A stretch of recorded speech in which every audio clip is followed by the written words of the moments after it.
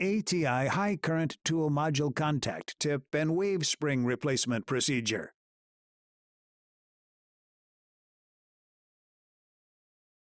Remove the socket head cap screw from the center of the tool contact tip. Remove the tool contact tip and wave spring from the insulator block and discard.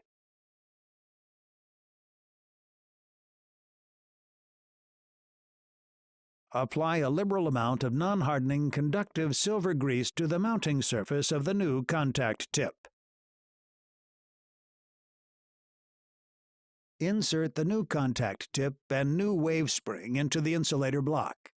Insert the socket head cap screw into the tool contact tip and secure.